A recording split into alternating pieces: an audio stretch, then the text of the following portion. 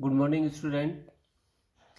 बेटा हम सवालों में जनन पढ़ रहे थे, जिसमें दो प्रकार का जनन हो गया था अपना, कायिक जनन और अलैंगिक जनन। अब तीसरे प्रकार का जनन हम लेते हैं, लैंगिक जनन, सेक्सुअल रिप्रोडक्शन। कि सवालों में जो अलैंगिक जनन है वो किस प्रकार होता है और कौन सी विधियां होती हैं। देखिए बेटा, अधिकांश सवाल जो होती हैं, अधिकांश जो सवाल हैं उनमें लैंगिक जनन जो है ये पाया जाता है। ठीक है बेटा, लेकिन जैसे क्रेप्टोफाइसी क्रेप्टोफाइसी है, उसके अलावा युगलिनोफाइसी, क्रेप्टोफाइसी और युगलिनोफाइसी के जो सवाल हैं उनमें लैंगिक जनन बहुत कम देखने को मिलता है। लैंगिक जनन अधिकांश सवाल जो हैं उनमें मिलता है, लेकिन क्रेप्टोफाइसी और युगलिनोफाइसी के सदस्यों में लैंगिक जनन बहुत कम मिलता है। ठीक बेटा, उसके अलावा साइनोफाइसी जिसमें नील हरी सवाल आती हैं, इन साइनोफाइसी के जो सदस्य हैं उनमें लैंगिक जनन जो है ये अनुपस्थित होता है। अधिकांश सवालों में लैंगिक जनन मिलता है, क्रेप्टोफाइसी में और युगलिनोफाइसी में ये बहुत कम मिलता है। और साइनोफाइसी कुल के जो सदस्य हैं, सवाल जो होते हैं उनमें लैंगिक जनन जो है ये अनुपस्थित होता है। लैंगिक जनन जो होता है इसमें दो युग्मक जो हैं उनका संयोजन होता है, दो युग्मकों का संयोजन होता है। और ये युग्मक जो होते हैं ये युग्मक धानी में बनते हैं। भाई, लैंगिक जनन में दो युग्मकों का संयोजन होता है और ये जो युग्मक हैं ये किस में बनते हैं? युग्मक धानी के अंदर बनते हैं। ठीक है बेटा, इसमें कुछ नोट के रूप में हम चीज़ पढ़ेंगे। जैसे पहले नोट की हम बात करें तो कुछ युग्मक जो होते हैं उनके चारों ओर पतली कोशिका भित्ति पाई जाती है। क्या मिलती है? पतली कोशिका भित्ति पाई जाती है। कुछ युग्मक ऐसे होते हैं जिनके चारों ओर पतली कोशिका भित्ति पाई जाती है, और ऐसे युग्मक जो हैं उन्हें आवृत यानी ढके हुए युग्मक कहा जाता है। वो क्या कहलाते हैं? आवृत युग्मक कहलाते हैं, जिनके चारों ओर एक पतली कोशिका भित्ति उपस्थित होती है। ठीक बेटा, युग्मक जो होते हैं ये युग्मक हमेशा अगुणित अवस्था में होते हैं। कैसे होंगे? अगुणित अवस्था में है। और ये युग्मक चल भी हो सकते हैं और क्या हो सकते हैं? अचल भी हो सकते हैं। चल युग्मक भी हो सकता है, अचल भी युग्मक हो सकता है। ठीक बेटा, नोट, दूसरे नोट की बात करें, अगर दोनों युग्मक एक ही थैलस पर बनते हैं, भाई नर युग्मक भी एक थैलस पर बन रहा है और उसी थैलस पर मादा युग्मक बनता है, तो ऐसे को समथैलेसी युग्मक कहा जाता है। ये क्या कहलाते हैं? समथैलेसी युग्मक। यानी जब दोनों युग्मक एक ही थैलस पर बनते हैं तो उन्हें समथैलेसी युग्मक कहा जाता है। अगर नर युग्मक अलग थैलस पर बनता है और मादा युग्मक अलग थैलस पर बनता है तो उन्हें क्या कहा जाता है? विषम थैलेसी। अगर दोनों युग्मक एक ही थैलस पर बनेंगे तो उसे समथैलेसी युग्मक, और अलग अलग थैलस पर बनते हैं तो उन्हें विषम थैलेसी युग्मक कहा जाता है। ठीक है बेटा, युग्मक जनन की जब क्रिया होती है तो दो युग्मकों का संयोजन होता है और दोनों युग्मकों में अलग अलग लक्षण होने के कारण ऐसे जो सवाल बनते हैं वो ओज प्रदर्शित करती हैं। क्या प्रदर्शित करते हैं? ओज प्रदर्शित करते हैं। यानी नए संयोजन जो है इनमें आते हैं और नए संयोजन के कारण संतति जो है वो वातावरण के प्रति अनुकूलता जो है वो प्रदर्शित करती है। ठीक है बेटा, तो शैवालों में हमने लैंगिक जनन स्टार्ट किया था। अधिकांश शैवालों में लैंगिक जनन मिलता है। क्रिप्टोफाइसी, यूग्लिनोफाइसी में ये कम होता है। साइनोफाइसी में लैंगिक जनन अनुपस्थित होता है। ये थोड़ी याद रखना है अपने को कि साइनोफाइसी के जो सदस्य हैं उनमें लैंगिक जनन अनुपस्थित होता है। लैंगिक जनन में 2 युग्मकों का संयोजन होता है और ये युग्मक युग्मक धानी में बनते हैं। अगर युग्मक के चारों ओर पतली कोशिका भित्ति का आवरण है तो उन्हें आवृत युग्मक कहा जाएगा। युग्मक हमेशा अगुणित होगा, जो चल भी हो सकता है, अचल भी हो सकता है। अगर दोनों युग्मक एक ही थैलस पर बनते हैं तो उन्हें समथैलेसी, और नर व मादा युग्मक अलग अलग थैलस पर बनते हैं तो उन्हें विषम थैलेसी कहा जाता है। ठीक बेटा। और युग्मकों का जब संयोजन होता है तो जो नई संतति बनती है वो ओजपूर्ण होती है, जिससे नए संयोजन बनते हैं और नए संयोजन जो है वो जीव को वातावरण के प्रति अनुकूलित बनाते हैं। ठीक बेटा। अब अगला टॉपिक है अपना लैंगिक जनन जो है उसके प्रकार। कौन सी विधियां, कौन से प्रकार हैं जिनसे लैंगिक जनन होता है, जिसमें हम सबसे पहले लेते हैं पूर्ण युग्मन, होलोगैमी। पहला कौन सा है? पूर्ण युग्मन। इस विधि में जो लैंगिक जनन होता है ये हमेशा मिलता है एक कोशिकीय शैवालों में। किन में मिलेगा बेटा? एक कोशिकीय जो शैवाल है उनमें ये लैंगिक जनन की विधि होती है। ठीक है। और इसमें क्या होता है, कायिक जो एक कोशिकीय शैवाल है ये कायिक जीवन व्यतीत करने के पश्चात ये शैवाल युग्मक की भांति कार्य करती है। जब इनमें कायिक जीवन व्यतीत कर लेती है तो ये युग्मक की तरह व्यवहार करती है और अपने जैसे दूसरे युग्मक से संयोजित होकर युग्मनज बनाती है। भाई एक कोशिकीय शैवालों में ये मिलता है, जिसमें जब शैवाल कायिक वृद्धि पूर्ण कर लेता है तो वो किसकी तरह व्यवहार करता है? युग्मक की तरह व्यवहार करता है। और ये युग्मक अपने जैसे दूसरे युग्मक के साथ संयोजित होकर युग्मनज बनाते हैं। और ये मिलता है क्लेमाइडोमोनास मीडिया नामक जो जाति है उसमें मिलता है। क्लेमाइडोमोनास मीडिया जाति। जैसे बेटा देखो ये कोशिकीय शैवाल है, जब ये कायिक वृद्धि पूर्ण कर लेते हैं तो आपस में जुड़ जाते हैं और आपस में जुड़कर ये जाइगोट यानी युग्मनज जो है उसका निर्माण करते हैं। ये है एक कोशिकीय शैवाल जो है उनमें पूर्ण युग्मन की क्रिया, जिसमें 2 एक कोशिकीय शैवाल युग्मक की तरह व्यवहार करेंगे, आपस में जुड़ जाती हैं और संयोजन की क्रिया होकर जाइगोट का निर्माण करती हैं। तो ये तो क्या हो गया? पूर्ण युग्मन। अब दूसरा लेते हैं स्वयुग्मन, ओटोगैमी। दूसरा कौन सा है? स्वयुग्मन।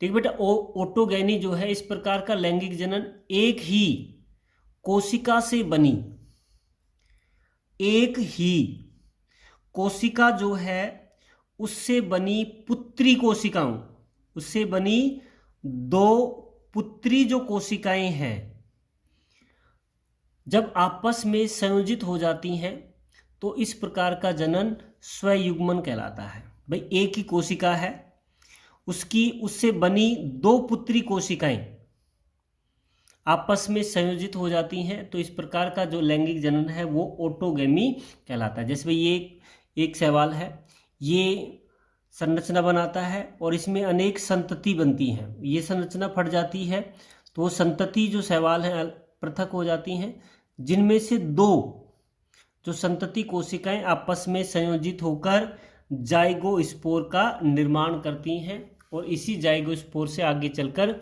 नए जीव जो है उसका निर्माण होता है। तो ये है स्वयुग्मन। एक ही कोशिका से बनी 2 पुत्री कोशिकाएं आपस में संयोजित होकर जाइगोस्पोर का निर्माण करती हैं। तो ये जो लैंगिक जनन की विधि है ये स्वयुग्मन कहलाती है। ठीक बेटा, ये स्वयुग्मन हो गया। स्वयुग्मन के बाद तीसरा जो लैंगिक जनन का प्रकार लेते हैं हम, तीसरा लैंगिक जनन का प्रकार है समयुग्मन यानी आइसोगैमी। समयुग्मन यानी आइसोगैमी। देखिए बेटा, आइसोगैमी की जो जनन की क्रिया है इसमें दो युग्मक होते हैं, और ये दोनों युग्मक जो हैं ये आकार में, आकृति में और व्यवहार में, आकार, आकृति और व्यवहार में बिल्कुल समान होते हैं। क्या होंगे? आकार, आकृति और व्यवहार में समान होते हैं, तथा ये आपस में संयोजित होते हैं। जो आकार, आकृति, व्यवहार में समान है और आपस में क्या होते हैं? संयोजित। इस प्रकार के युग्मकों में अत्यधिक समानता होने के कारण, ये युग्मक ऐसे हैं जिनमें अत्यधिक समानता पाई जाती है, और समानता पाए जाने के कारण बाहर से नर व मादा युग्मकों की पहचान नहीं की जा सकती है। ये आकार, आकृति में इतने अधिक समान होते हैं कि नर व मादा युग्मकों की पहचान आपस में हम नहीं कर पाते हैं। अतः इन्हें पॉजिटिव और नेगेटिव युग्मक के रूप में दर्शाया जाता है। पॉजिटिव और नेगेटिव रूप में दर्शाया जाता है। ये चल प्रकृति के भी हो सकते हैं, और कैसे हो सकते हैं बेटा? अचल प्रकृति के भी हो सकते हैं। चल भी हो सकते हैं और अचल। चल जो है, जैसे इसमें चल में आता है यूलोथ्रिक्स, चल में क्या आएगा? यूलोथ्रिक्स। और अचल जो है इसमें आता है स्पाइरोगायरा। अचल में स्पाइरोगायरा है, और चल जो है उसमें कौन आता है? यूलोथ्रिक्स जो है ये आता है। अब देखिए बेटा, ये दोनों युग्मक हैं। समयुग्मक की बात करें, आकार, आकृति, व्यवहार में बिल्कुल समान है। हम इनको बाह्य संरचना के आधार पर नहीं पहचान सकते कि नर कौन सा है, मादा कौन सा है, लेकिन इन्हें एक को पॉजिटिव कहा जाता है, एक को नेगेटिव। दोनों आपस में संयोजित होते हैं और संयोजित होकर जाइगोस्पोर का निर्माण करते हैं। चल में कौन आएगा? यूलोथ्रिक्स। अचल में कौन आता है? स्पाइरोगायरा। ठीक बेटा, ये क्या हो गया? समयुग्मन। दूसरा लेते हैं विषम युग्मन, हेट्रोगेमी। विषम युग्मन की क्रिया जो है हेट्रोगेमी। यदि संलयन होने वाले जो युग्मक हैं, वो युग्मक एक दूसरे से अगर भिन्नता प्रदर्शित करते हैं, एक दूसरे से भिन्नता प्रदर्शित करते हैं, तो उसे विषम युग्मन कहा जाता है। यानी जो युग्मक होते हैं वो आकार, आकृति में, व्यवहार में एक दूसरे से भिन्न होते हैं। ठीक है, और युग्मकों के आधार पर ही विषम युग्मन जो है दो प्रकार का होता है, जिसमें हम पहला लेते हैं असमयुग्मन। और असमयुग्मन भी दो प्रकार का होता है। एक तो क्या है? कारकीय असमयुग्मन। कारकीय समयुग्मन में क्या होता है कि जब दोनों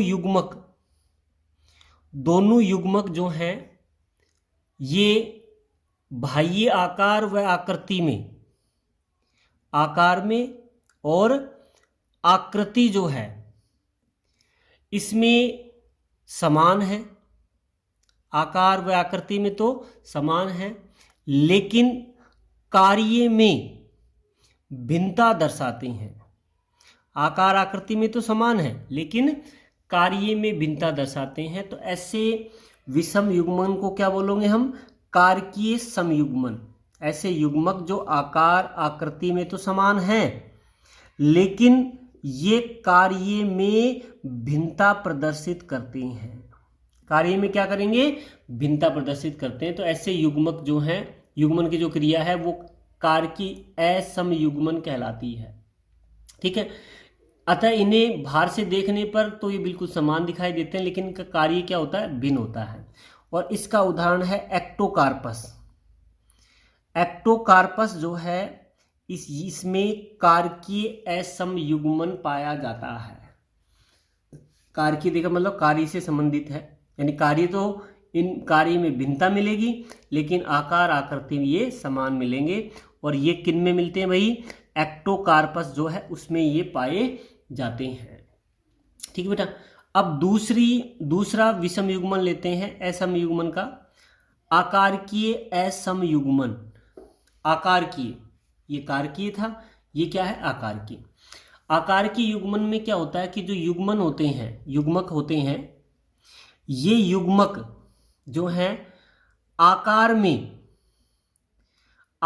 में भिन्नता प्रदर्शित करते हैं। आकार में क्या प्रदर्शित करते हैं, भिन्नता प्रदर्शित करते हैं।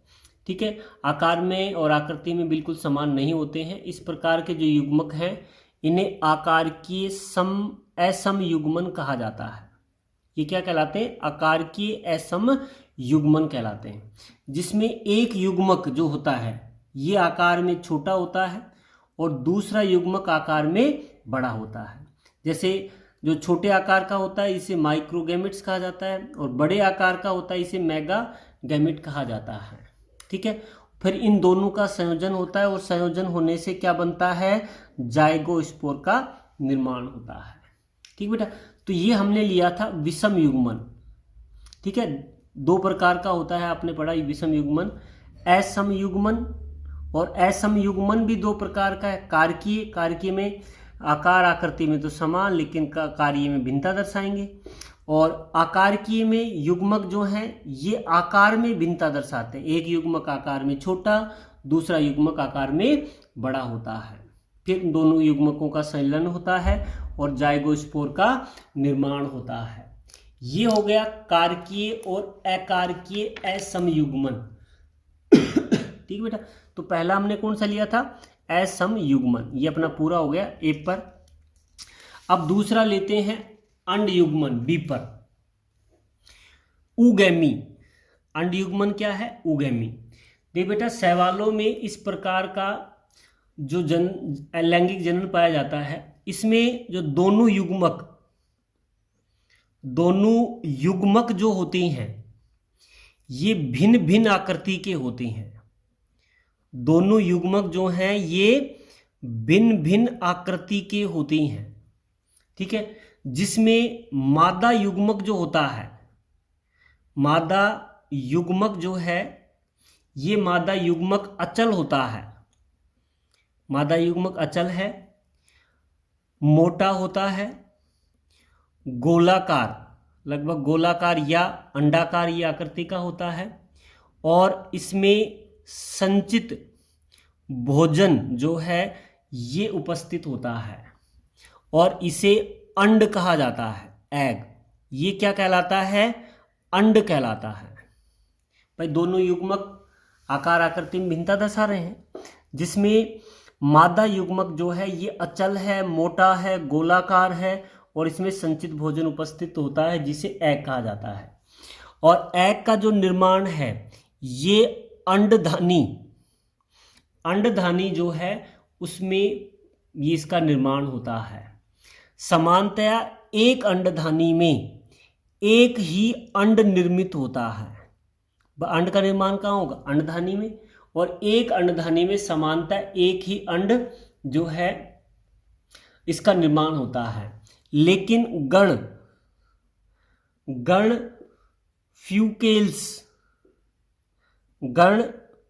फ्यूकेल्स जो है, इस गण फ्यूकेल्स की जो अंडधानी होती है उसमें अंड की संख्या 8 तक होती है। समानतः तो एक अंडधानी में एक ही बनता है, लेकिन गण फ्यूकेल्स जो है उसमें 8 तक अंड जो है उनका निर्माण होता है।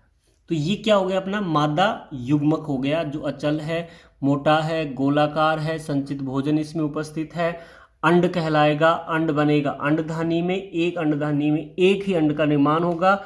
लेकिन गण फ्यूकेल्स में 8 अंड तक जो है उनका निर्माण होता है। ठीक बेटा, दूसरा लेते हैं नर युग्मक।